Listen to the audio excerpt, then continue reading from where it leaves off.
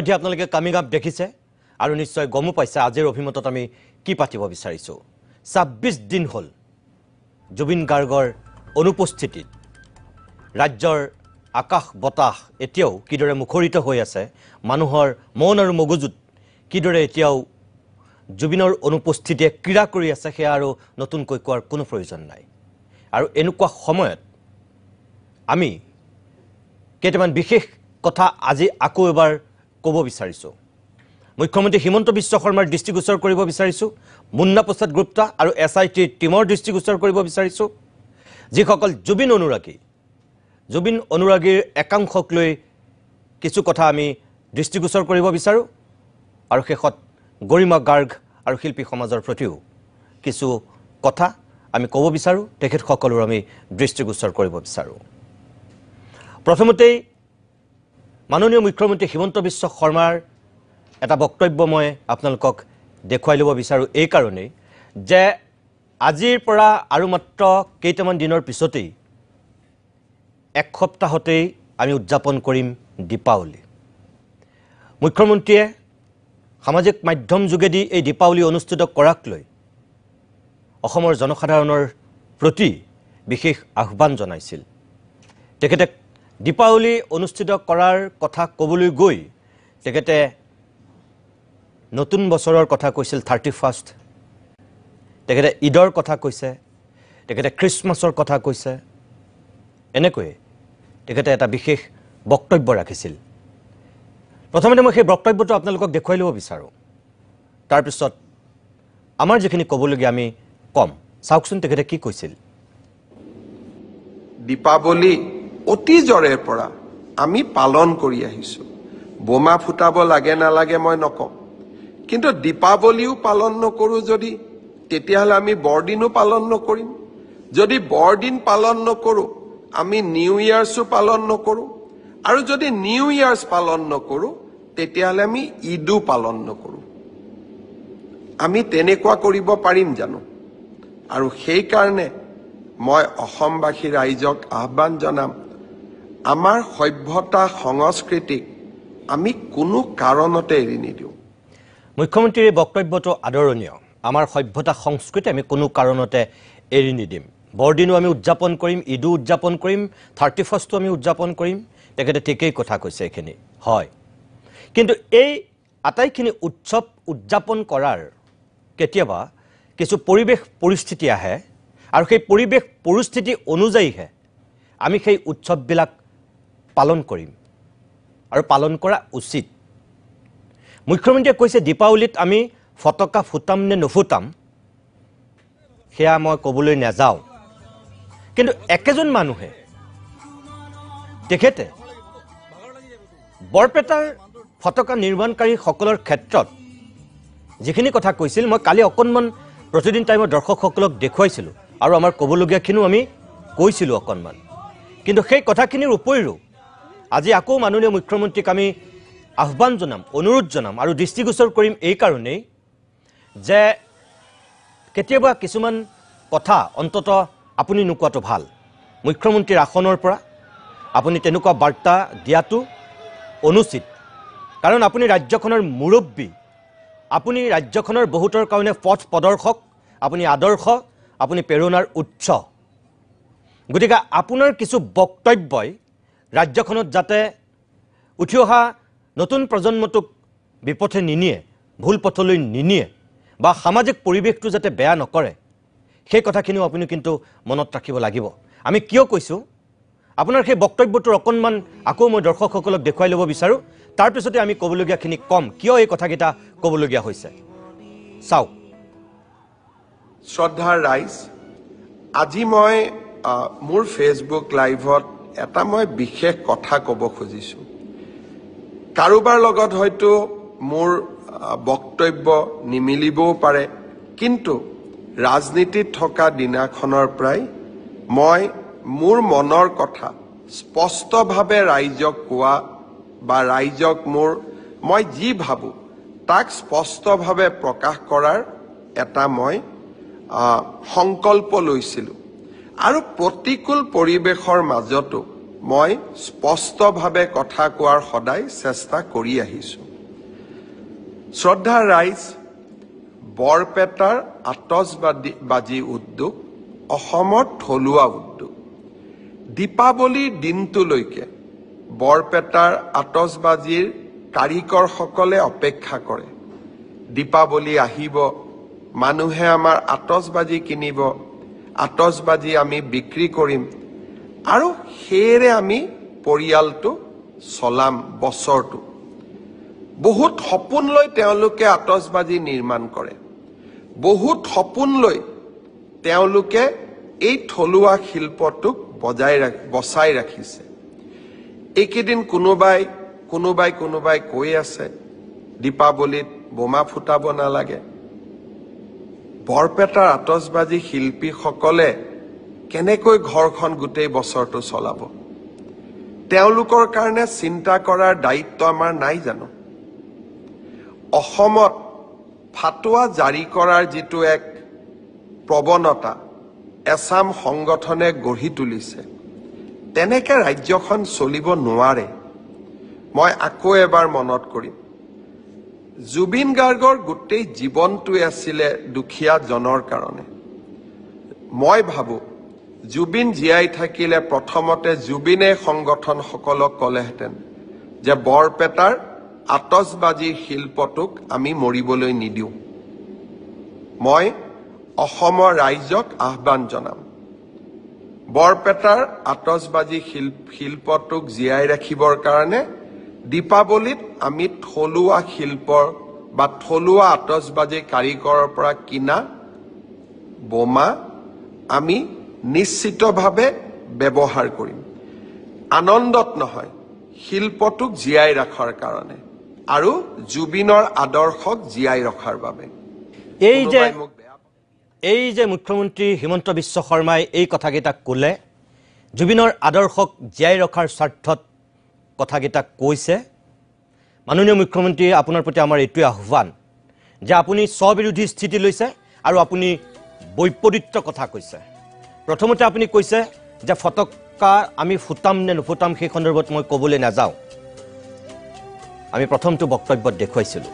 আৰু তাৰপিছত এতিয়া যিখিনি বক্তব্য আমি দেখুৱাইছোঁ, ইয়াত আপুনি আকৌ এই কথাখিনিও কৈছে যে অৰ্থাৎ আপুনি ফটকা কিনাৰ পক্ষত আপুনি এটা স্থিতি লৈছে, বোমা ফুটোৱাৰ পক্ষত আপুনি এটা স্থিতি লৈছে। আৰু আপুনি এইটো কথা কৈছে যে যিসকলে ফটোৱা জাৰি কৰিছে, বিশেষকৈ ফটকা বন্ধ কৰি পেলাই বা বোমা ফুটোৱাৰ বিৰুদ্ধে যিসকলে মাত মাতিছে, সেইসকলৰ বিৰুদ্ধেই আপুনি এক প্ৰকাৰ স্থিতি লৈছে। আৰু আপুনি কৈছে যে জুবিন গাৰ্গে অন্তত সেই থলুৱা উদ্যোগটো জীয়াই ৰখাৰ পক্ষতহে স্থিতি ল'লেহেঁতেন। যদি আজি জুবিন গাৰ্গ জীয়াই থাকিলেহেঁতেন, থলুৱা ব্যৱসায়ীসকলৰ কথা ভাবিলেহেঁতেন। আপুনি ঠিকেই কৈছে, একো ভুল কথা কোৱা নাই। কিন্তু একেটা সময়তে আপুনি এই কথাটো ক'ব লাগিছিল যে অন্তত আমি এটা বছৰ ফটকা আৰু বোমা নুফুটাওঁ এই কাৰণেই যে আমাৰ মাজৰ পৰা জুবিন গুচি গৈছে। আপুনি বোমা ফুটোৱাৰ সপক্ষত কথাখিনি ক'বলৈ গৈ আপুনি এটা কথা কিয় পাহৰি গ'ল যে জুবিন গাৰ্গ নামৰ সত্তাটো হেৰাই যোৱাৰ এটা মাহো হোৱা নাই। যেতিয়া কাৰোবাৰ ঘৰত এজন মানুহৰ মৃত্যু হয়, সেই মানুহ ঘৰক শ্ৰদ্ধা জনাই গাঁওখনে উৎসৱ অনুষ্ঠানবিলাক নাপাতে, ফূৰ্তি তামাচা নকৰে। অসমীয়া মানুহৰ সেইটো সংস্কৃতি, অসমীয়া মানুহৰ সেইটো কালচাৰ। আজি জুবিন গাৰ্গ ঢুকাই গৈছে, এক মাহ হোৱা নাই, আৰু তাৰপাছত আপুনি মুখ্যমন্ত্ৰীৰ আসনত থাকি আমি বোমাৰ ফুটোৱাৰ সপক্ষত আপুনি স্থিতি লৈ এই কথাখিনি কৈছে। মোৰ প্ৰশ্নটো হ'ল, যদি আপোনাৰ ঘৰত আপোনাৰ আত্মীয় ঢুকালেহেঁতেন, আপোনাৰ পুত্ৰ আপোনাৰ কন্যা যদি ঢুকালেহেঁতেন, আপুনি এনেকৈ ক'ব পাৰিলেহেঁতেন নে? যদি আপোনাৰ পত্নী ঢুকালেহেঁতেন, আপুনি ক'ব পাৰিলেহেঁতেন নে মুখ্যমন্ত্ৰীৰ আসনৰ পৰা আপোনাৰ ওচৰে পাজৰে ফটকা ফুটাওক বুলি?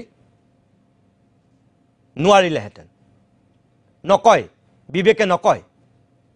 সেইটো আপোনাৰ ঘৰৰ পৰিৱেশ, কালচাৰ, সংস্কৃতি, সেইটো মানৱতা, নৈতিকতা, মূল্যবোধ, সেয়া নকয়। কিন্তু দুৰ্ভাগ্যৰ কথা হ'ল জুবিন গাৰ্গ হয়তো আপোনাৰ ঘৰৰ মানুহ নহয়, কিন্তু আজি জুবিন গাৰ্গ এনেকুৱা এটা সত্তা হিচাপে আমাৰ মাজৰ পৰা গুচি গৈছে যে প্ৰত্যেক ঘৰ মানুহৰ সন্তান ঢুকুৱাৰ নিচিনা দুখত আছে কাৰোবাৰ কাৰণে জুবিন ভাগিনীয়েক ভতিজাক পুত্ৰ কাৰোবাৰ কাৰণে শিক্ষক কাৰোবাৰ কাৰণে বন্ধু কাৰোবাৰ কাৰণে সকলো গতিকে প্ৰত্যেক ঘৰ মানুহে নিজৰ আত্মীয়ক হেৰুৱাৰ যিটো বেদনা সেই বেদনাটোত আছে আৰু এইখিনি সময়ত আপুনি কেইজনমান থলুৱা উদ্যোগীৰ সপোনটোৰ কথা ক'বলৈ গৈ বোমা ফুটোৱাৰ কথা যেনেকৈ কৈছে আপুনি বেয়া নাপাব যে আপুনি সঁচাকৈ থলুৱা সেই বৰপেটাৰ উদ্যোগীসকলৰ কাৰণে কৈছে নে আপুনি ফাঁচী বজাৰৰ সেই বেপাৰী আৰু বনিয়াসকলৰ স্বাৰ্থত খুব কৌশলেৰে এই কথাটো আপুনি উত্থাপন কৰিছে শ শ কোটি টকাৰ বেপাৰ কৰা এই বনিয়াকেইটাৰ এই যিকেইটা মাৰোৱাৰী বেপাৰী আছে কোটি কোটি টকাৰ বেপাৰ কৰে ফাঁচী বজাৰত এই বোমা ফটকাক লৈ সেই কেইটাৰ স্বাৰ্থত আপুনি খুব কৌশলেৰে এই বৰপেটাৰ থলুৱা ব্যৱসায়ীসকলৰ কান্ধত বন্দুকটো থৈ আপুনি ফুটাইছে গুলি আমাৰ সন্দেহ হৈছে আপুনি এই ফাঁচী বজাৰৰ বনিয়াকেইটাৰ স্বাৰ্থত আপুনি কৌশলেৰে এই বৰপেটাৰ থলুৱা ব্যৱসায়ীসকলৰ কান্ধত বন্দুকটো থৈছে হ'ব নোৱাৰে এইবাৰ পৰিৱেশ বেলেগ আপোনাৰ প্ৰতি আমাৰ অনুৰোধ আপুনি বোমা ফুটোৱা ফটকা ফুটোৱাৰ পক্ষত অৱস্থান লৈ এই কথা নক'ব বৰপেটাৰ ব্যৱসায়ী কেইজনক আপুনি অনুদান দিয়ক কালিৰ দিনটোতো আমি কৈছিলোঁ আপুনি অনুদান দিয়ক আপুনি পূজাত দিছে আপুনি এতিয়া ৰাস আহি আছে ৰাসত দিব আপুনি ৰঙালী বিহুত দিয়ে গতিকে এইবাৰ তেনেই মুষ্টিমীয় কেইজনমান বৰপেটাৰ ব্যৱসায়ী আছে সেই কেইজনক আপুনি দিবলৈ আপোনাৰ টকাৰ অভাৱ নহয় এক মাহৰ যদি সঁচাকৈ অৰুণোদয় নিদিয়াকৈ মহিলাসকলৰ পইচাখিনি নিউ যদি দিয়ে অসমৰ চাগে কোনো মহিলাই আপোনাক বেয়া নাপায় নালাগে দিব সেইটো কিন্তু আপোনাৰ বহুত টকা আছে চৰকাৰখনৰ কোনোবা ৰাজ্য এখনত বিপদ হ'লে আপুনি ইয়াৰ পৰা মন্ত্ৰী পঠিয়াই যেনেকৈ সাহায্য দিছে কোটি কোটি টকা দিছে আমাৰ এই থলুৱা ব্যৱসায়ী কেইজনক আপুনি কি সেইখিনি দিব নোৱাৰে কিয় নোৱাৰিব আপুনি দিয়ক কাৰণ এইবাৰ আমি বোমা নুফুটাওঁ জুবিন গাৰ্গৰ পক্ষত স্থিতি লৈ আপুনি থলুৱা উদ্যোগটোৰ কথা কৈছে কিন্তু একেটা সময়তে আপুনি কিয় নকলে যে জুবিনে সদায় প্ৰকৃতিৰ সংৰক্ষণৰ কথা কৈছে জুবিনে সদায় জীৱ-জন্তুৰ সুস্থতাৰ কথা কৈছে জুবিনে সদায় শিশু আৰু মানুহৰ ভৱিষ্যতৰ কথা কৈছে চৰাই চিৰিকটিৰ পৰা কুকুৰ মেকুৰীৰ পৰা হাঁহ পাৰ কুকুৰালৈকে জুবিন গাৰ্গে যে সকলো এই জীৱ-জন্তুক কেনেকুৱা মৰম কৰিছিল আপুনি সেই কথাটো কিয় পাহৰি গ'ল নতুন প্ৰজন্মটোক কিয় আপুনি নকলে যে প্ৰাকৃতিক পৰিৱেশ বিনষ্ট হয় এই বোমা ফুটোৱাৰ কাৰণে এই ফটকা ফুটোৱাৰ কাৰণে দীপাৱলীৰ কথা আপুনি কৈছে আমাৰ কাৰণে দীপাৱলী শব্দৰ উৎসৱ নে পোহৰৰ উৎসৱ আমি শব্দ প্ৰদূষণ কৰা উচিত নে আমি মাটি চাকিৰে গোটেই অসমখন পোহৰ কৰা উচিত আপোনাৰ যেনেকৈ সেই ফটকা ব্যৱসায় কৰা থলুৱা উদ্যোগী কেইজনলৈ মনত পৰিল কিয় চাকি মাটি তৈয়াৰ কৰা সেই ক্ষুদ্ৰ ব্যৱসায়ী কেইজনলৈ আপোনাৰ কিয় মনত নপৰিল আপুনি ক'ব লাগিছিল যে চাকি বন্তি জ্বলাই এবাৰ আমি গোটেই অসমখন জুবিনৰ নামত পোহৰ কৰি দিও আহক কতো আমি শব্দ প্ৰদূষণ নকৰো কতো চৰাই চিৰিকটিয়ে কষ্ট নাপায় কতো শিশুবিলাকে ভয়ত কুকুৰবিলাকে মেকুৰীবিলাকে ভয়ত পেপুৱা লাগি কৰবা চুকত নুখুমাও জীৱ-জন্তুৰ অনিষ্ট হোৱা কাম আমি নকৰো জুবিনেতো গছ কটাৰ বিৰুদ্ধে আন্দোলন কৰে প্ৰাকৃতিক ভাৰসাম্য ৰক্ষাৰ কথা কয়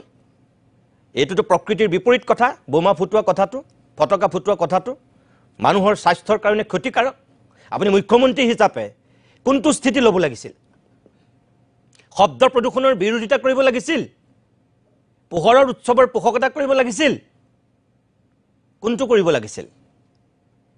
মাননীয় মুখ্যমন্ত্ৰী মহোদয় আকৌ কৈছো যে আপোনাৰ এই স্থিতিটোক আমি সমৰ্থন কৰিব পৰা নাই সেই কাৰণে আপোনাৰ প্ৰতি বিনম্ৰ অনুৰোধ এক সপ্তাহ আছে অহা 20 আৰু 21 তাৰিখে দীপাৱলী গতিকে এইখিনি সময়ত আপুনি মুৰব্বী হিচাপে এনেকুৱা এটা স্থিতি নলক য'ত